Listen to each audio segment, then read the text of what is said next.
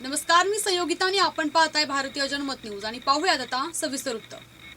केंद्र सरकारच्या नव्या कृषी कायद्यांविरोधात तब्बल 3 महिन्यांपासून शेतकरी दिल्लीतील सीमेवर आंदोलन करत आहेत।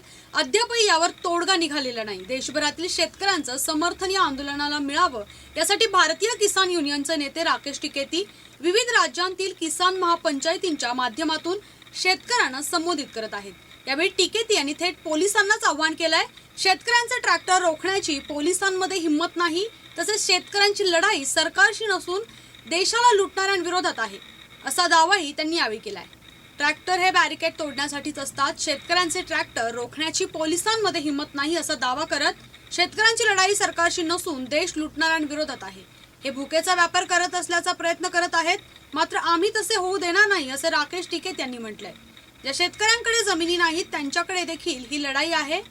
दिल्लीला चारही बाजूनी शेतकऱ्यांचा वेढा आहे, मात्र तरीही याबाबत कोणताही तोडगा निघालेला नाही असं टिकेती यांनी सांगितलं आहे। शेतकऱ्यांसाठी पिके महत्त्वाची आहेत, आता पिके काढून घ्या। एप्रिलमध्ये पुन्हा आंदोलनासाठी दिल्लीला यायचं आहे। ट्रॅक्टरमध्ये मुबलक प्रमाणात डिझेल भरून ठेवा, जेव्हा सांगितलं जाईल तेव्हा दिल्लीकडे कूच करा। आपल्या जमिनी वाचवायच्या असतील तर आंदोलनात सक्रिय सहभाग नोंदवा, असेही आवाहन राकेश टिकेती यांनी शेतकऱ्यांना केलंय। पेट्रोल आणि डिझेलचे भाव वधारत आहेत, मात्र सरकार या संदर्भात काहीही करत नाही। शेतकऱ्यांना किमान आधारभूत किंमत दिली जात नाही। भांडवलदार छोट्या दुकानदारांच्या पोटावर पाय आणण्याचे काम करत आहेत असा आरोप करत बड्या कंपन्यांची स्पर्धा करावी लागेल असे ते म्हणाले। शेतकऱ्यांना ट्रॅक्टरची सबसिडी सोडण्याचे आवाहन केलं जातं, तसेच खासदार आणि आमदारांना पेन्शन सोडण्याचे आवाहन सरकार का करत नाही असा सवाल राकेश टिकेती यांनी उपस्थित केलाय। बातमीपत्रात वेळ झाली इथेच थांबण्याची। ताज्या बातम्यांसाठी पाहत राहा भारतीय जनमत न्यूज।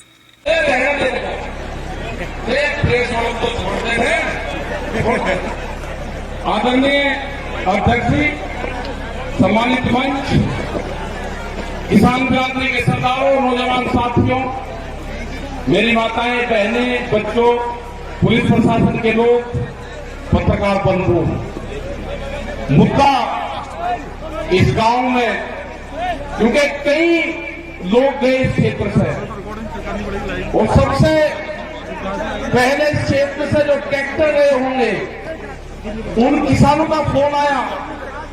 उन्होंने कहा कि कई ट्रैक्टर यहां से है और हम आना चाहते हैं, यहां से पुलिस रास्ते में नहीं आने देती। उन्हें ये पहली बार लगा कि इस क्षेत्र से ट्रैक्टर भी आंदोलन में हिस्सा ले रहे थे। ये पूरे देश का मसला है। इसको पहले बांटा गया पंजाब हरियाणा में, फिर इसको बांटा गया उत्तर प्रदेश राजस्थान के कुछ सीमाओं में, फिर इसे कहा कि ये तो सरकार का आंदोलन है, फिर कहा कि एक बिरादरी का आंदोलन है। 8-10 टुकड़ों में इस आंदोलन को बांटने की कोशिश करेंगे। ये नहीं कहा कि यह आंदोलन किस मुद्दे पे है। सरकार से 12 बार बातचीत हुई, 12 दौर की वार्ता। हमने कहा कि जो 3 काले कानून हैं इनको वापसी ले लो। किसानों से आपने नहीं पूछा। गोदाम, बड़े बड़े गोदाम पहले बन गए और कानून बाद में बने हैं देश में, इसलिए व्यापारियों के कहने से उनके हितों का साधने के लिए कानून बने हैं। हमने कहा कि एमएसपी में कानून नहीं है। आज भी राजस्थान के बहुत लोग, जब हम भरतपुर से आ रहे थे, ट्रैक्टर ट्रॉलियों में अपने परिवार के साथ नापी के क्षेत्र के लोग जा रहे थे, जाते हुए हमने उनको रोका।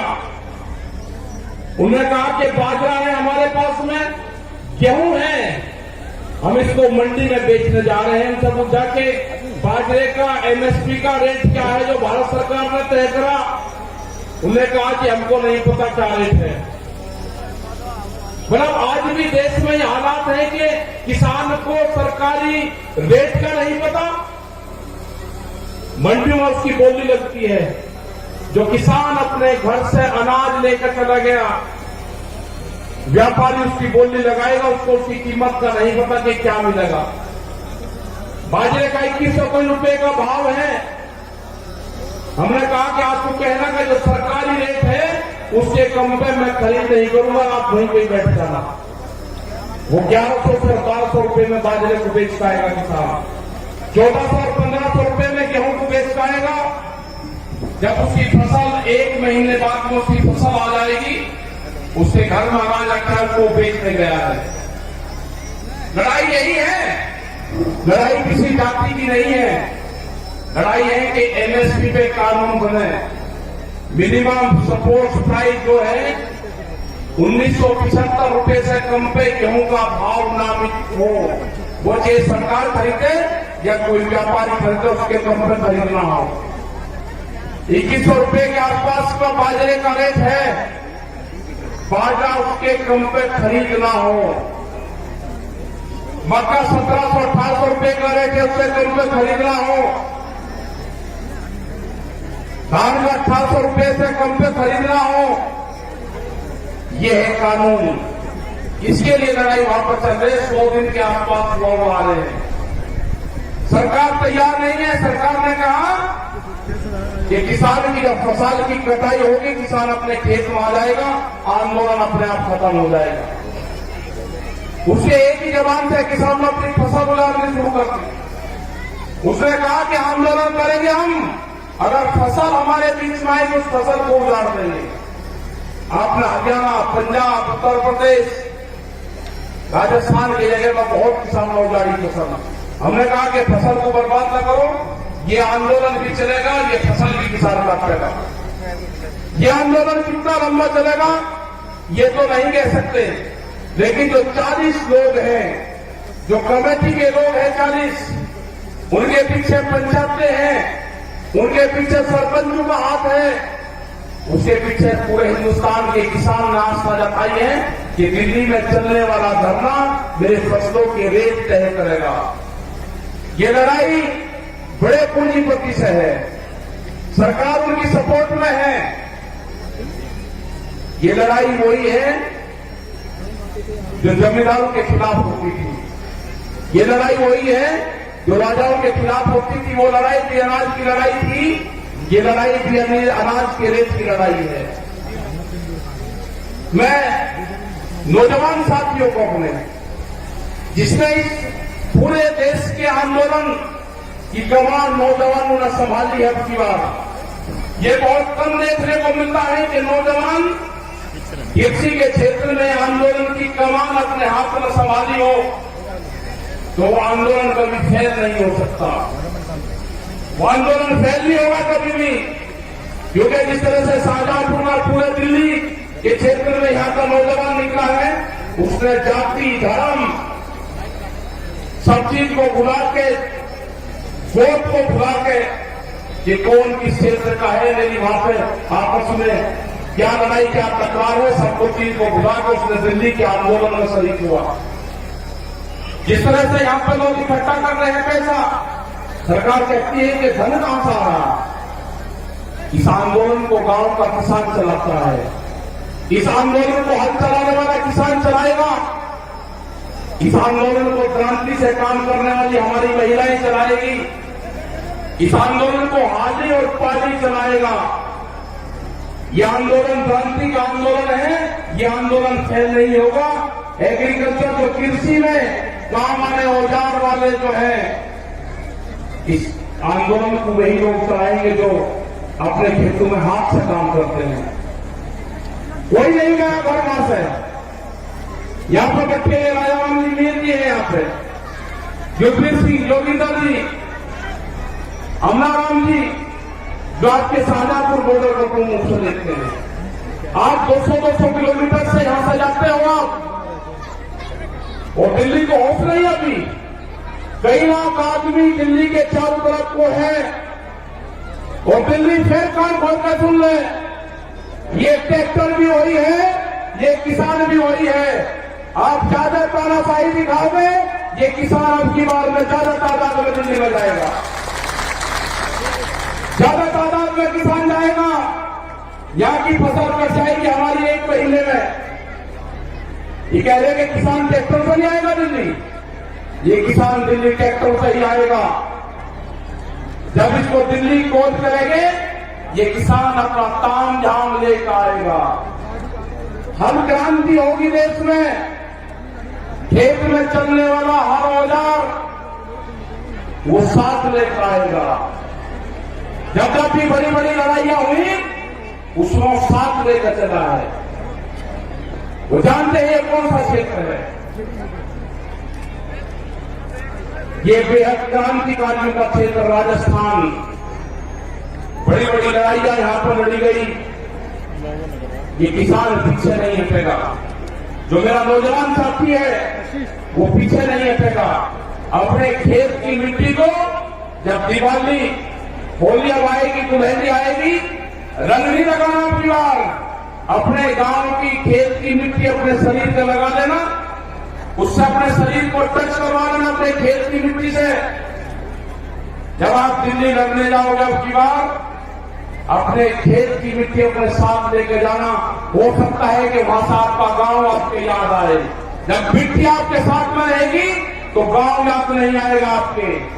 अपने खेत की मिट्टी अपने पूजा स्थान में रखो। अगर ये आंदोलन में किसान फैल हुआ तो 20 साल में आपकी जमीनें नहीं बचेगी, इतना कर्जा किसानों के ऊपर आ जाएगा। सब लुटेरे आगे हैं। इन लुटेरों का मुकाबला होगा जेरी और सांगों से, जो खेत में भूख हटाने के काम आते हैं। ये लुटेरे हैं, देश को लूटने आए हैं। इनका मुकाबला होगा, इनसे लड़ना पड़ेगा। पूरा दिल्ली को चारों तरफ से किसानों ने घेर रखा है। लड़ाई कितनी लंबी चलेगी ये तो नहीं कह सकते, लेकिन लड़ाई चलेगी, किसान जीतेगा। किसान हार कर दिल्ली से नहीं आएगा वापसी। सरकार कान खोल कर सुनना, दिल्ली की सरकार न किसान महकाम आएगा न किसान वापसी आएगा। जब तक एमएसपी में कानून नहीं बनेगा 3 दिन वापसी नहीं होंगे। और भी बहुत से भी लेकर आ रहे हैं। जब तक किसान वापसी नहीं होगा, जो मेरे बुजुर्ग हैं उनका जिस तरह से साथ मिल रहा है आंदोलन में, उन्हें जिस तरह से नौजवान साथियों कहा कि आप चलो आंदोलनों में। हमारे अध्यक्ष यहां पर बैठते हैं, 90 साल से ज्यादा उम्र इनकी है। कह रहे कि आंदोलन लड़ाई लड़ो, आंदोलन करो, दिल्ली चलो। तो यही सारे नौजवानों का, सारे युवाओं का, सारी महिलाओं का यही कहना है कि दिल्ली से वापसी नहीं आना। ये लड़ाई किसी जाति बिरादरी की नहीं है, ये लड़ाई किसान के अस्तित्व की है। इस लड़ाई को हमको लड़ना पड़ेगा, बहुत मजबूती के साथ लड़ना पड़ेगा। जाति, धर्म, गोट, खास ये सब छोड़ कर ये लड़ाई किसान और मजदूर की लड़ाई है। गरीब का अनाज तिजोरी में बंद ना हो, देश में भूख पे व्यापार ना हो। बड़े बड़े गोदाम बन गए, बड़े बड़े ताले लगेंगे, गरीब आदमी को रोटी नसीब नहीं होगी, कीमतें अनाज की उतनी बढ़ेगी। ये लड़ाई है रोटी तिजोरी में बंद ना हो। ये लड़ाई है व्यापारी के चुंगल में अनाज न जाए। ये लड़ाई है किसान को फसलों के दाम मिले। ये लड़ाई जारी रहेगी, आंदोलन हमारे जारी रहेंगे और हम पूरे देश भर में जाएंगे। पूरे देश भर में 24 मार्च तक के प्रोग्राम हमारे लगे हुए हैं अभी। उसके बाद आगे के प्रोग्राम लगेंगे। कह रहे थे वेस्ट बंगाल में कैलेंडर जाएंगे, आसाम में जाएंगे, वेस्ट बंगाल में जाएंगे, कर्नाटक और तमिलनाडु और महाराष्ट्र में भी जाएंगे। पूरे देश में किसान जाएगा। 40 लोगों की जत्थेबंदी है वो जाएगी। और जब तक भारत सरकार कानूनों को वापसी नहीं लेगी, जब तक एमएसपी पे मिनिमम सपोर्ट प्राइस पे कानून नहीं बनेगा, ये किसान दिल्ली को नहीं छोड़ेंगे। आपने इतनी बड़ी संख्या में यहाँ पे आए, आपका बहुत बहुत धन्यवाद। यहाँ पे जो ये मैदान है, जो कुश्ती मैदान है, भैरव बाबा का मैदान यहाँ पे है, उनको नमन करते हैं। इस पूरे क्षेत्र को, जो पहाड़ी क्षेत्र में यहाँ पर प्रोग्राम लाए गए 81 गांव में जो प्रोग्राम हुआ, आपका धन्यवाद। जय हिंद, जय भारत, जय राजस्थान। नमस्कार, मी सहयोगिता आणि आपण पाहताय भारतीय जनमत।